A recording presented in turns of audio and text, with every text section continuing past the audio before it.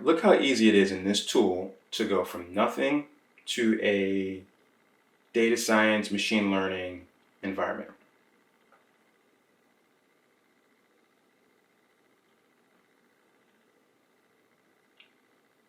Bam, so I can start from one of the demos, add some new files if you want, import some different data sets. Really quick, worth showing how cool this is. Come in here, grab some different data sets. You can see what the formats look like. Want to get this running? No problem. And at this point, it will have already ran. Let's look at the things that are misclassified from the random forest learner. Bam. So very quick. Something that's not here. Okay, well, maybe you want to see something that looks kind of like a rock curve.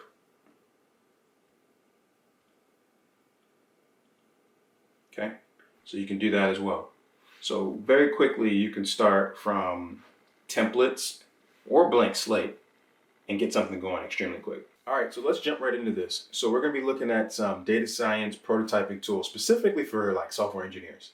So for people who aren't data scientists by trade, who may not have been spending, day in and day out mastering these skills, but want to take advantage of all of the acceleration that we currently have with a lot of the new tools that exist. Here's a great place that I think is one of the best places to start for just getting your head wrapped around data science before you go to some other tools. So let's take a look at this. This tool is called Orange, and then I'm going to show you how this is different than, say, Ipython Notebook.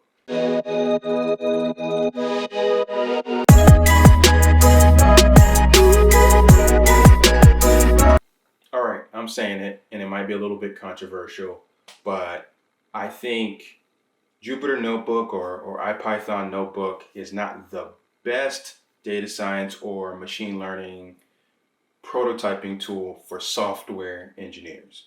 So why do I say that?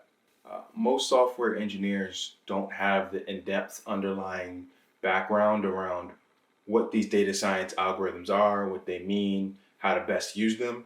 So what they really need is a sandbox to prototype them and a place that they can go and really quickly iterate in a place that has some things already there at your fingertips and some descriptions and some information to really help you get started. Jupyter Notebook takes a bit of a hands-off approach. Now you can go find other Jupyter Notebooks that other people already have out there. They're pretty easy to share. They're really easy to work with, but they just assume you have a much further down the line starting place.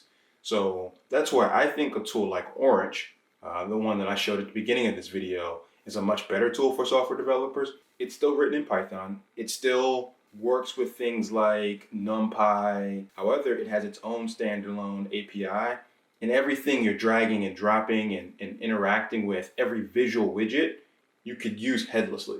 So once you figure out a hot path from all of your prototyping, you can switch into a pure software development mode, and you can even do hybrid modes where you drop the Python icon, jump right into Python, do something that Orange doesn't support, go right back out into the Orange visual programming model. Also being able to support many things at once. So you could just say, hey, I want to try out these 5 or 6 algorithms, drag and drop them all down at the same time, pass your data through them and all in parallel. And then you're like, hey, well, I do need to test all of these. So then you're going to set up your own testing bank, run the results from all of these to all the testing banks, and all of a sudden you have a whole pipeline. And it's all set up right there quickly from a visual programming perspective. And I think that's extremely powerful, particularly when, as a software engineer, your goal for data science should be having a general idea of the strength and weakness around an algorithm and have a starting idea of how you might configure that algorithm. The visual programming exposes those hooks. You can play with changing the parameters, go back and read a textbook, see what it says those parameters are supposed to do, go back and Google some things, see what it says, and then go back and tweak. And you're just really in this, how does this data interact? What do I need to do? Very quickly get to results versus how do I set my environment up? All right, so let's walk through this a bit. We've got the left pane over here, and you see you've got data, This is all how you get your data into the project, and then how do you do any manipulation. Visualize is just different visualizations if you need to graph something, plot something. Examples of models, unsupervised algorithms, and things that you can evaluate. Now, so testing in this section. Another thing to note is this is not all the things that this is capable of doing. There are some additional add-ons that you can take here. Text is a common one. Time series is another one. Network seems pretty good. Let's start with those. So we're going to go ahead and say, okay, now we've got time series component here, text mining component here, network components. So as you see, you can really start to build out very quickly a pretty wide array of ML, AI, data science applications.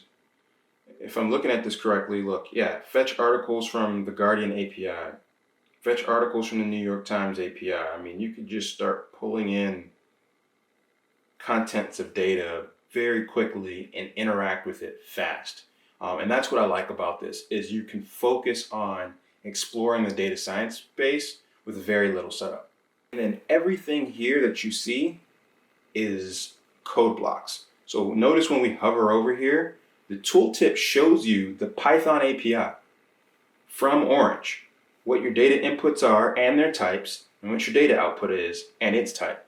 So everything you're looking at, let's say you did this algorithm here and you decided like this path was the one you enjoyed the most, file, random forest classifier, and out, you know how to go find this in the code and build that pipeline. Let's say some pre-processing techniques don't exist. Maybe you want to use some external tools, some really popular libraries. No problem. Pull down a Python script. In this example, they're using NumPy. So they're using NumPy to help modify this data. So they use a NumPy data table. Really easy. Write pure Python, you've got your input, your outputs from your script, and now your script can become part of your pipeline. So from a programming perspective, you're not figuring out that much how to set up your environment. You're asking the right questions. What are the libraries that I'm trying to use? How does SVM work? And what parameters should I apply to SVM? Right? That's where you want to spend your time, not spending your time, how do I even get a pipeline set up? And then what's cool is once you have it set up, you can drop straight into a headless code environment and rebuild this pretty seamlessly, because you know what all of the code looks like. It's telling you what all the imports are, it's telling you what each bubble is. So you can really quickly switch over from doing something in this visual programming environment to a pure programming environment. And that's cool. And then from there, you can wait until you've maxed this tool out to then graduate into more advanced tools like Ipython Notebook or other Jupyter Notebook kernels. So it's worth quickly highlighting the number one competitor for a prototyping environment, and that's Jupyter Notebooks or Ipython Notebooks.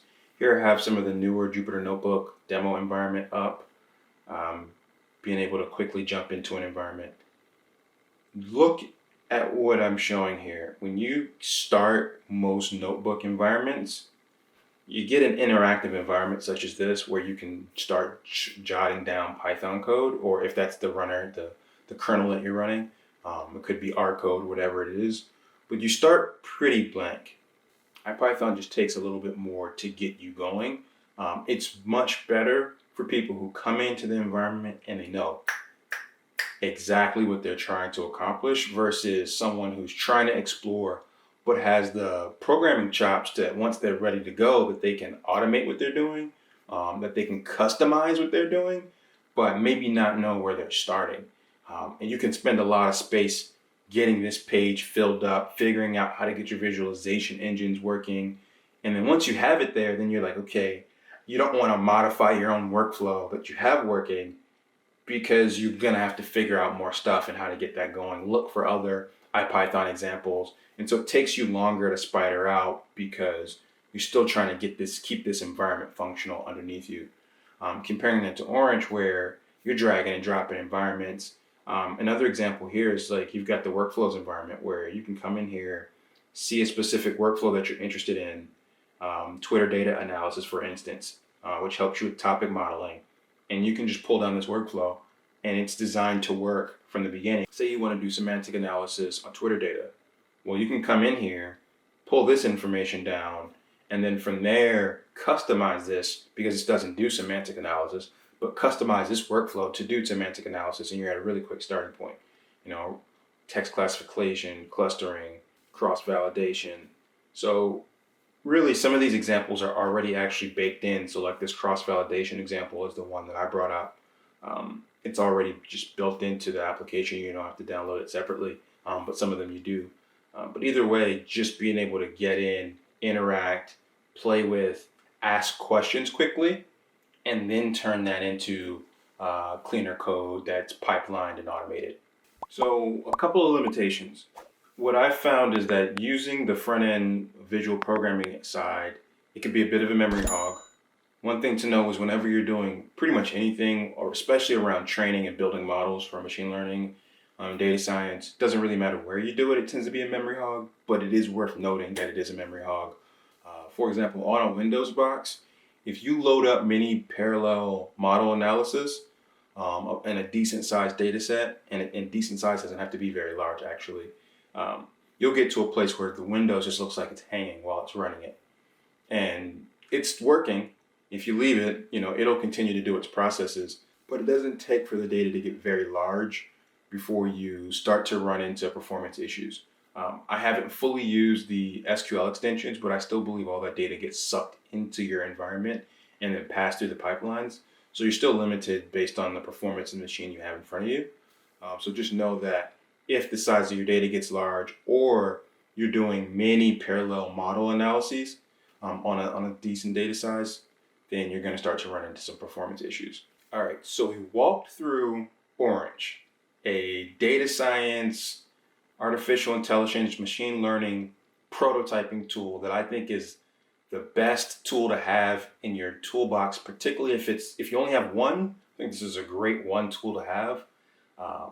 There are more advanced tools. There are other tools that can take you much further, handle much larger corpuses of data. But from an understanding and prototyping perspective, exploring, asking questions, this is a strong, very, very, very powerful tool, particularly for software developers who may not have intricate experience with all the components here. You can quickly explore, research, and apply what you've learned very quickly to changing and tuning, parameterizing things as you see your results improve. And that's very powerful. Thanks for checking out this video. And if you like what you saw here today, hit like and subscribe. Until then, Curious Tech out.